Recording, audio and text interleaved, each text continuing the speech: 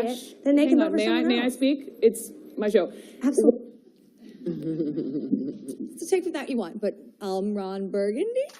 So anyway, just lightening the mood and showing you some things that I've experienced and collected over, you know, the days. And as you're talking about breaking news, we've had a study recently that just came out from Harvard, so that kind of made this a little easier for me. And I certainly come to this with my own perspective. I've been on various stations. I've been on CNN, HLN, MSNBC, and Fox, and I'm certainly treated different ways by different members of the media, that's certainly for sure.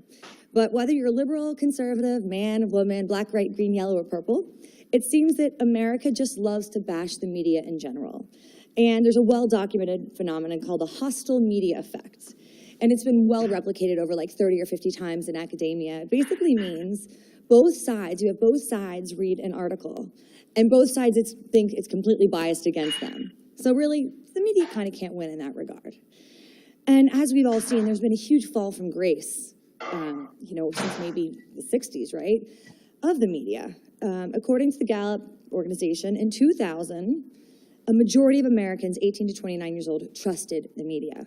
2015, that was down to 36%, and now there hasn't been a study since the election in November that I'm aware of, but the numbers are as low as the single digits. So it's grim, it's bleak. And why is this happening?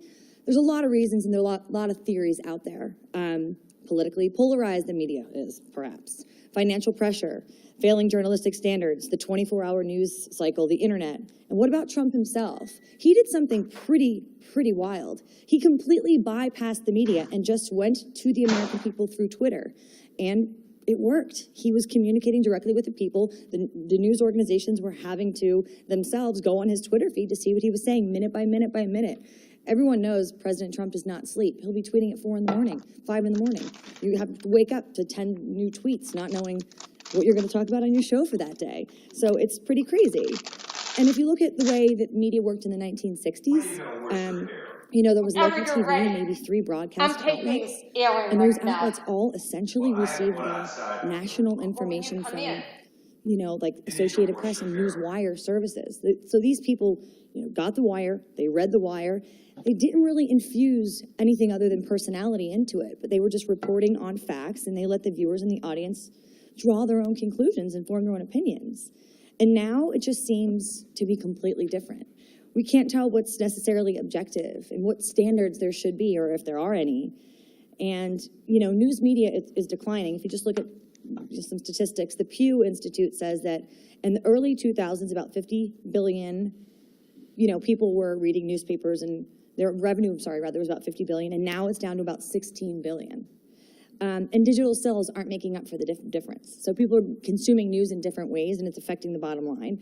Today, just 17% of adults aged 18 to 24 read a newspaper daily. That used to be 42% at the turn of the century. So there are fewer than 33,000 full-time newsroom employees, down from 55,000 20 years ago. So what's happening? What is this doing?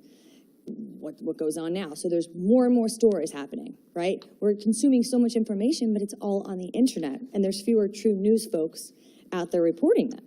So who's telling the story? It's the internet. Who's controlling the story? The internet, the blogosphere. And another number, before I make your brains hurt, I apologize. In 2003, there were 100,000 bloggers out there. How many bloggers do you think there are today? Just like, give me a number, anyone. That's exactly right. 27 million. 27 million bloggers now. So that's a crazy number. And how they work and how they become successful and build their quote-unquote brand isn't on objectivity or truth-telling. It's on click-through rates and subscription rates. So that can be pretty scary as well. So let's talk about bias, right? That's just a little backstory for it all. According to a 2014 study by 2 Indiana University professors, reporters who identify as Democrats outnumber Republicans 4-1. So 28% Democrat, 7% Republican. What's the other 65%? Independent. But are they?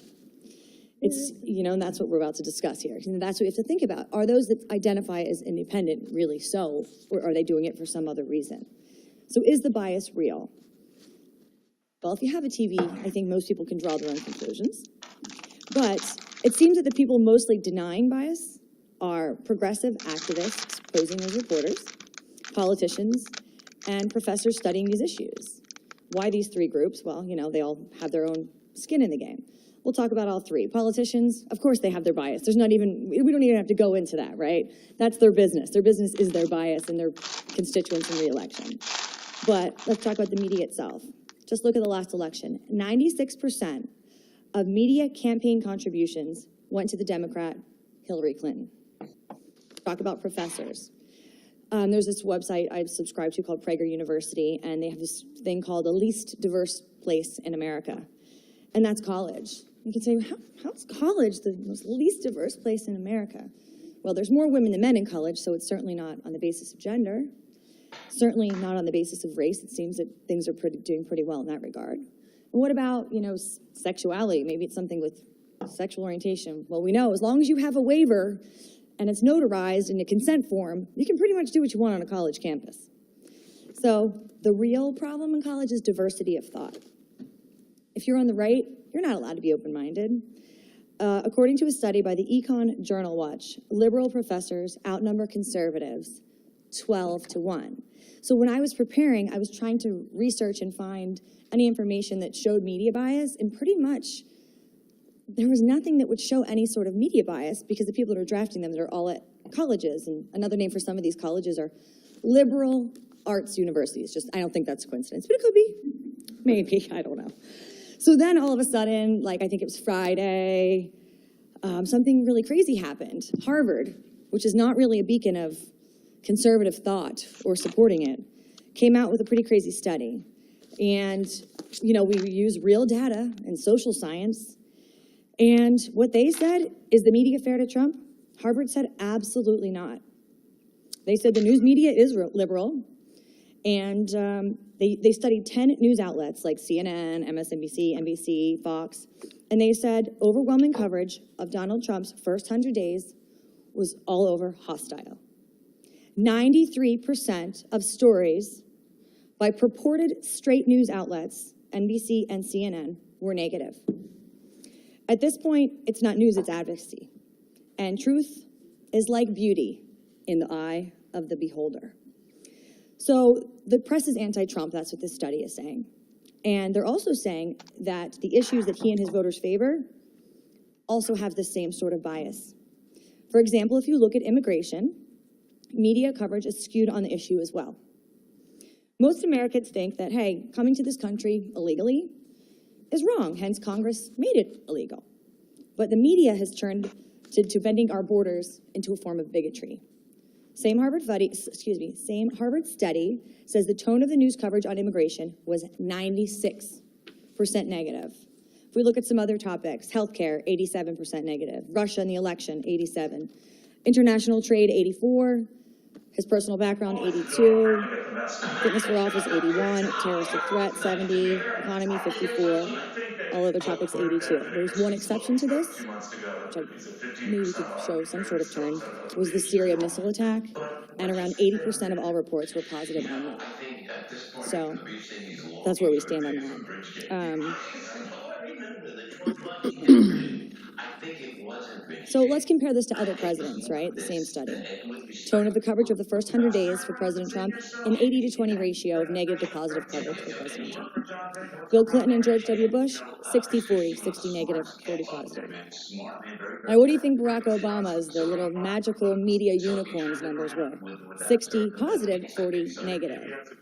And the study goes on to talk sort of about how, you know, President Obama got a Nobel Prize for doing largely nothing, and if you criticized him, you were just a racist. Or maybe now we have a new name here, deplorable. And there's a big gun-running scandal called Fast and the Furious. No, it's just not a movie franchise with 7 sequels and making lots of money. It was something that happened, but we just brushed that off. It's no big deal. And what about, you know, the IRS using it against conservative groups? I use the thing all the kids are saying, hashtag NBD. That one didn't get any coverage either. And with Trump, everything is not even a 5-alarm fire. It's like a 175-alarm fire. So it's very different. And on that note, thank you for not putting a question mark in my teleprompter. I know so far I have probably been the most biased myself. And I would like to open it up to some unbiased folks to make their comments, questions, concerns. Hatred. Well, I guess I have to begin with this one. I think your concept